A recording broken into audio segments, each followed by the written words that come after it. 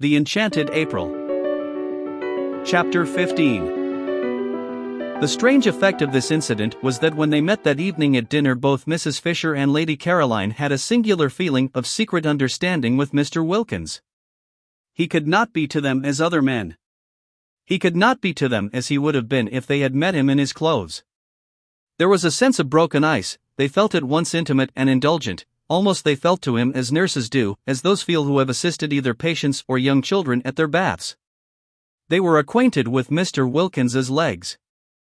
What Mrs. Fisher said to him that morning in her first shock will never be known, but what Mr. Wilkins said to her in reply, when reminded by what she was saying of his condition, was so handsome in its apology, so proper in its confusion, that she had ended by being quite sorry for him and completely placated. After all, it was an accident, and nobody could help accidents. And when she saw him next at dinner, dressed, polished, spotless as to linen and sleek as to hair, she felt this singular sensation of a secret understanding with him and, added to it, of a kind of almost personal pride in his appearance, now that he was dressed, which presently extended in some subtle way to an almost personal pride in everything he said. There was no doubt whatever in Mrs. Fisher's mind that a man was infinitely preferable as a companion to a woman. Mr. Wilkins's presence and conversation at once raised the standard of the dinner table from that of a bear garden, yes, a bear garden, to that of a civilized social gathering. He talked as men talk, about interesting subjects, and, though most courteous to Lady Caroline, showed no traces of dissolving into simpers and idiocy whenever he addressed her. He was, indeed, precisely as courteous to Mrs. Fisher herself, and when for the first time at that table politics were introduced, he listened to her with the proper seriousness on her exhibiting a desire to speak, and treated her opinions with the attention they deserved. He appeared to think much as she did about Lloyd George, and in regard to literature he was equally sound. In fact, there was real conversation, and he liked nuts. How he could have married Mrs. Wilkins was a mystery. Lottie, for her part, looked on with round eyes.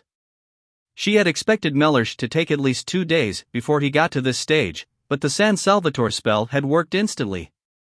It was not only that he was pleasant at dinner, for she had always seen him pleasant at dinners with other people, but he had been pleasant all day privately, so pleasant that he had complimented her on her looks while she was brushing out her hair, and kissed her. Kissed her.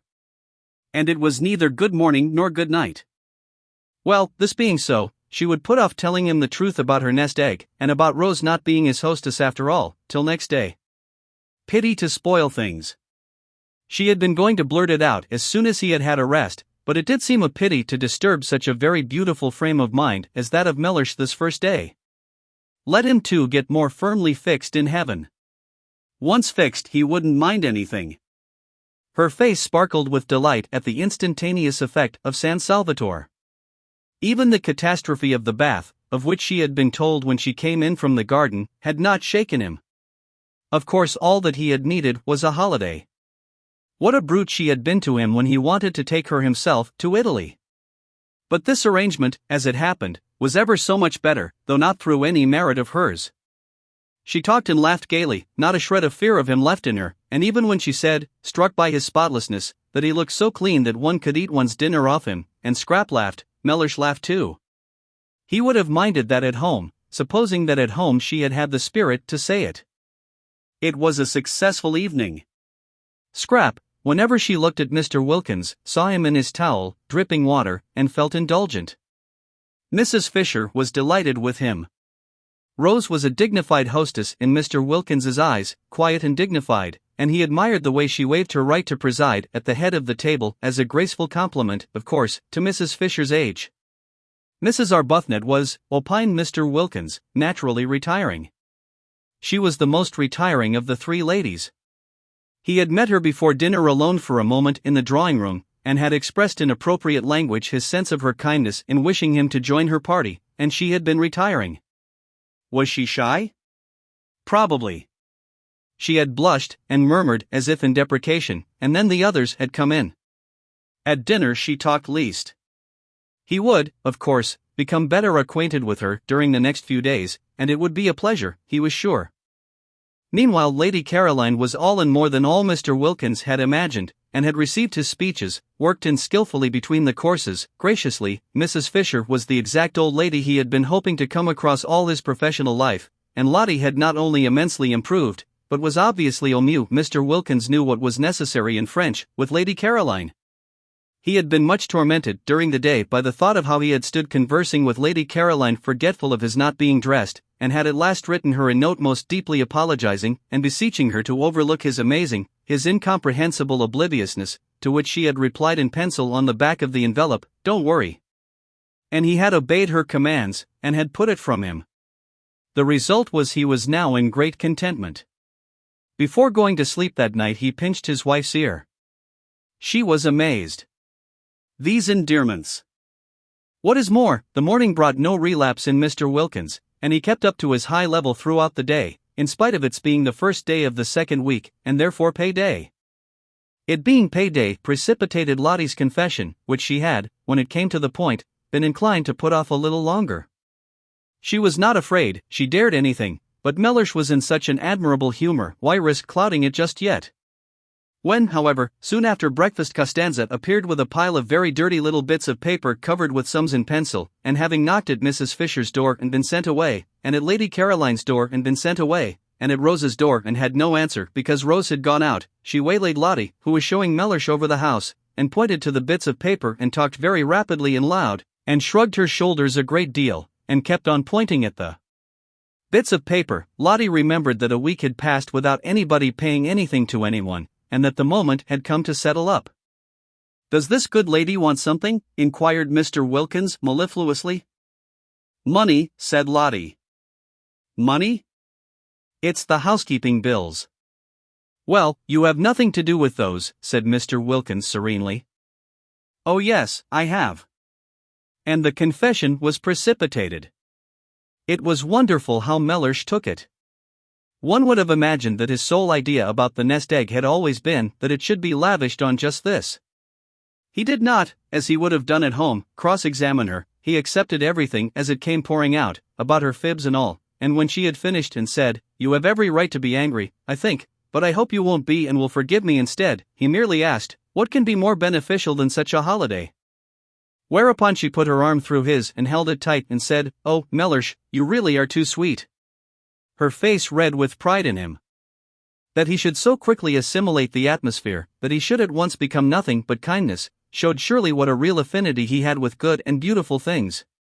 He belonged quite naturally in this place of heavenly calm. He was extraordinary how she had misjudged him, by nature a child of light. Fancy not minding the dreadful fibs she had gone in for before leaving home, fancy passing even those over without comment. Wonderful! Yet not wonderful, for wasn't he in heaven? In heaven nobody minded any of those done with things, one didn't even trouble to forgive and forget, one was much too happy. She pressed his arm tight in her gratitude and appreciation, and though he did not withdraw his, neither did he respond to her pressure. Mr. Wilkins was of a cool habit, and rarely had any real wish to press. Meanwhile, Costanza, perceiving that she had lost the Wilkinses' ear, had gone back to Mrs. Fisher, who at least understood Italian, besides being clearly in the servant's eyes the one of the party marked down by age and appearance to pay the bills, and to her, while Mrs. Fisher put the final touches to her toilette, for she was preparing, by means of putting on a hat and veil and feather boa and gloves, to go for her first stroll in the lower garden, positively her first since her arrival. She explained that unless she was given money to pay the last week's bills the shops of Castagnito would refuse credit for the current week's food. Not even credit would they give, affirmed Costanza, who had been spending a great deal and was anxious to pay all her relations what was owed them and also to find out how her mistresses took it, for that day's meals. Soon it would be the hour of colazione, and how could there be colazione without meat, without fish, without eggs, without... Mrs. Fisher took the bills out of her hand and looked at the total, and she was so much astonished by its size, so much horrified by the extravagance to which it testified, that she sat down at her writing table to go into the thing thoroughly. Costanza had a very bad half-hour. She had not supposed it was in the English to be so mercenary. And then La Vecchia, as she was called in the kitchen, knew so much Italian, and with a doggedness that filled Costanza with shame on her behalf, for such conduct was the last one expected from the noble English, she went through item after item, requiring and persisting till she got them, explanations. There were no explanations, except that Costanza had had one glorious week of doing exactly as she chose, of splendid unbridled license, and that this was the result. Costanza, having no explanations, wept. It was miserable to think she would have to cook from now on under watchfulness, under suspicion, and what would her relations say when they found the orders they received were whittled down?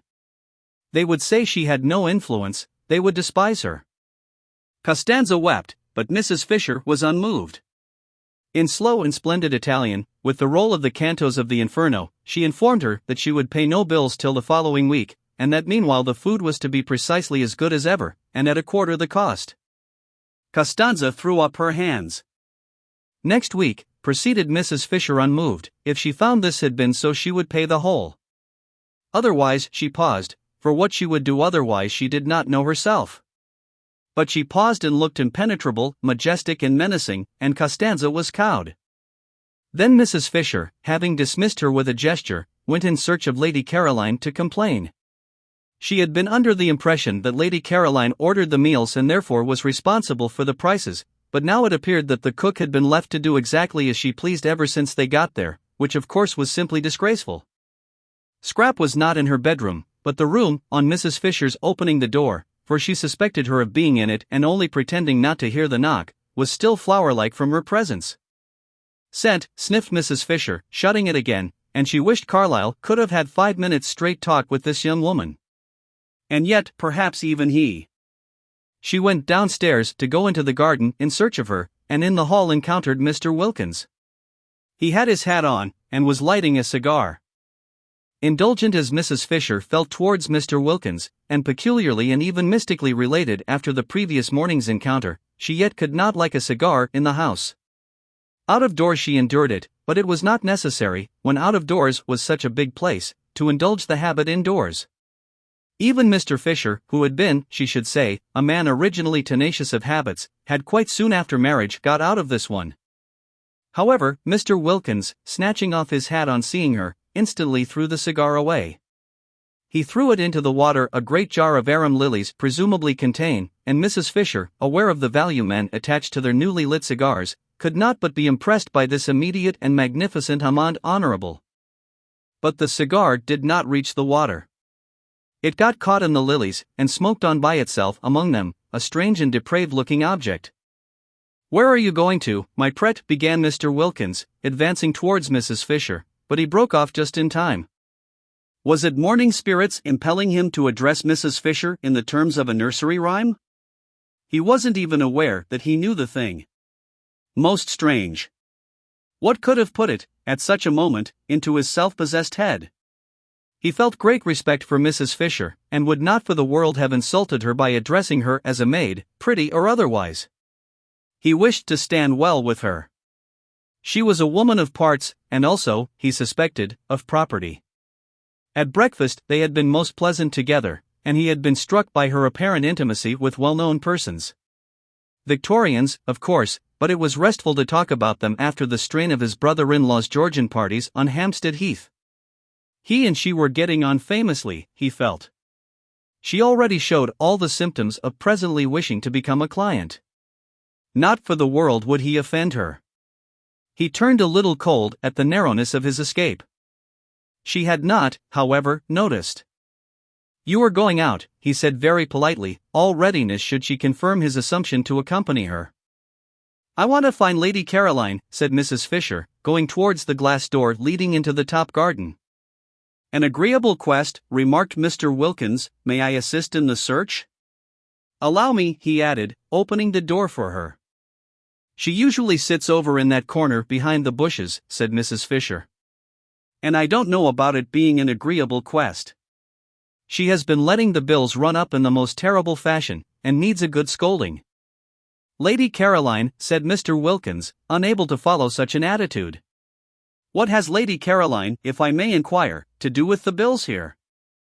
"The housekeeping was left to her, and as we all share alike, it ought to have been a matter of honor with her."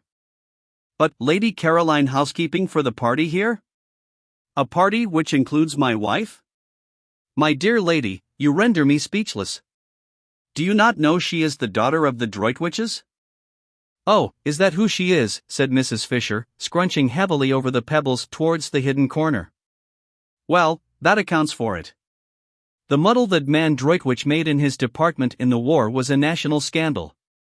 It amounted to misappropriation of the public funds. But it is impossible, I assure you, to expect the daughter of the Droitwiches, began Mr. Wilkins earnestly. The Droitwiches, interrupted Mrs. Fisher, are neither here nor there. Duties undertaken should be performed.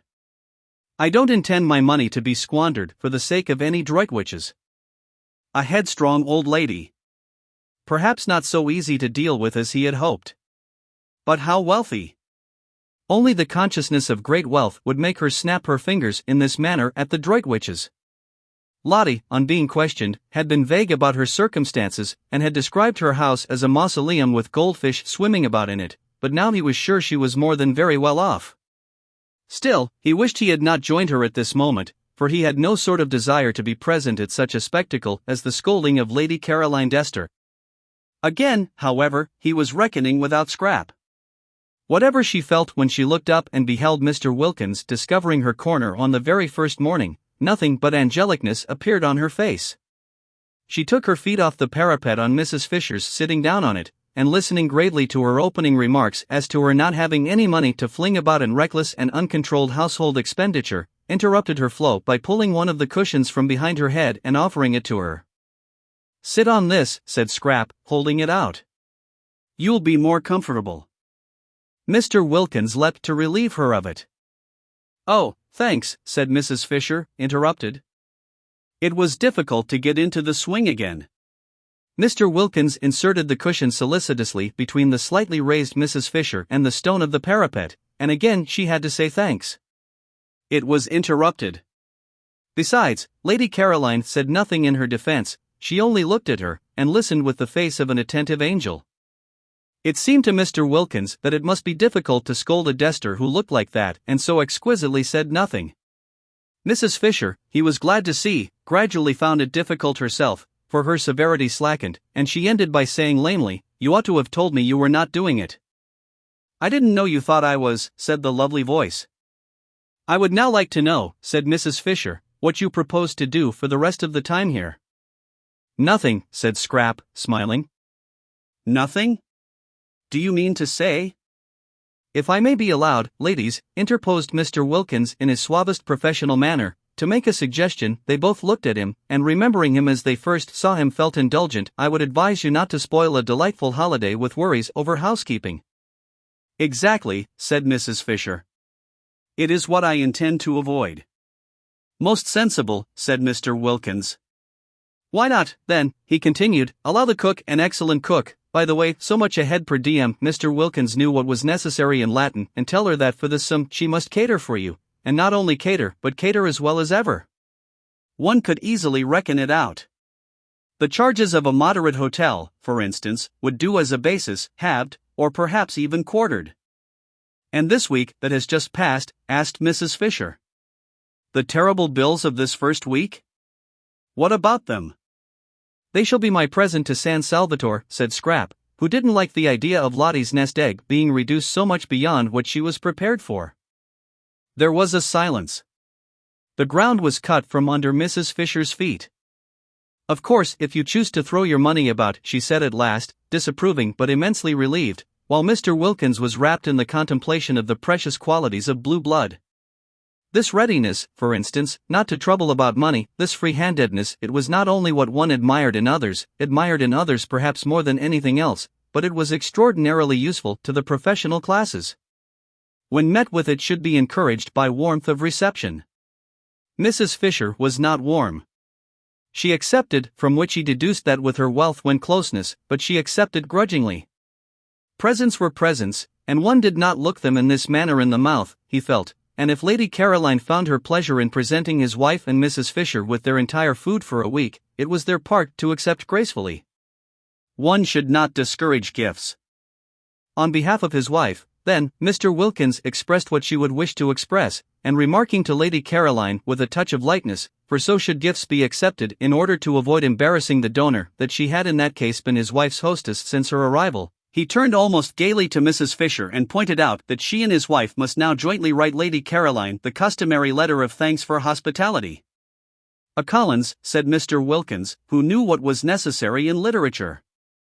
I prefer the name Collins for such a letter to either that of board and lodging or bread and butter. Let us call it a Collins. Scrap smiled and held out her cigarette case.